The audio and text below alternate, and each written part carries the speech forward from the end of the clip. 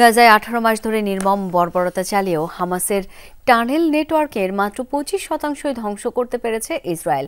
সামরিক বাহিনীর একাধিক কর্মকর্তার বরাত দিয়ে এই তথ্য প্রকাশ করেছে তেল আবিবের বিভিন্ন গণমাধ্যম। দাবি করা হয়, যুদ্ধের মধ্যে উপত্যকায় নতুন সুড়ঙ্গ নির্মাণ বন্ধ হয়নি। এমনকি ফিলাডেলফি করিডোরের পূর্ণাঙ্গ দখল নিয়েও মিশর ও গাজার মধ্যকার ভূগর্ভস্থ টানেল নেটওয়ার্ক পুরোপুরি বন্ধ করতে পারেনি ইসরায়েলি সেনারা। তো নুডলসই খান নাই।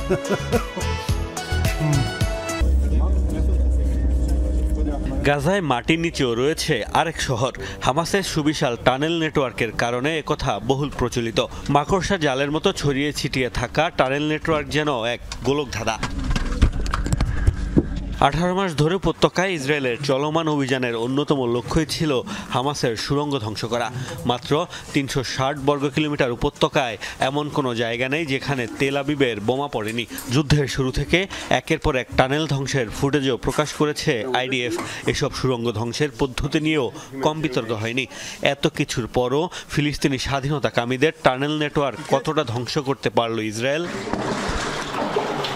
নিরাপত্তা বাহিনীর কর্মকর্তাদের বরাতে ইসরায়েলের বিভিন্ন সংবাদ মাধ্যম বলছে, 18 মাসে গোলক ধাঁধার মতো ছড়িয়ে ছিটিয়ে থাকা টানেল নেটওয়ার্কের মাত্র 4 ভাগের 1 ভাগ ধ্বংস করতে পেরেছে আইডিএফ সেনারা। বলা হচ্ছে, যুদ্ধের মধ্যেও নতুন সুড়ঙ্গ তৈরি অব্যাহত রেখেছে হামাস। গাজার অভ্যন্তরে তো বটেই, অবরুদ্ধ উপত্যকা থেকে বহির্বিশ্বের সাথে হামাসের যোগাযোগের মাধ্যম এই টানেল। ইসরায়েলের দাবি, সিনাই উপদ্বীপ ও গাজার সংযোগ স্থাপনকারী টানেলের সংখ্যা বহু। সশস্ত্র যোদ্ধাদের একঘরে করে দিতে মিশর ও গাজার মধ্যবর্তী ফিলাডেলফি করিডোরের নিয়ন্ত্রণ নিয়েছে আইডিএফ সেনারা। তাদের স্বীকারোক্তি, এরপরও বন্ধ করতে পারেনি হামাসের সুড়ঙ্গ তৈরির তৎপরতা। বিশ্বের সবচেয়ে বড় উন্মুক্ত কারাগার হিসেবে পরিচিত গাজায় 2007 সালের পর উল্লেখযোগ্য হারে বাড়ে টানেলের সংখ্যা। প্রচলিত রয়েছে, অবরোধ উপত্যকার মানুষের জন্য খাবার সরবরাহের পাশাপাশি এসব সুড়ঙ্গ ব্যবহার করে অস্ত্র চোরাচালান করে হামাস। এছাড়া মাটির নিচে সুবিশাল টানেলগুলোতে রকেট ও বিস্ফোরক তৈরির কারখানাও রয়েছে।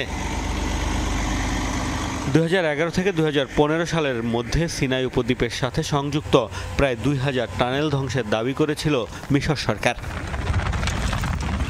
মোস্তফা মাহমুদ, যমুনা নিউজ।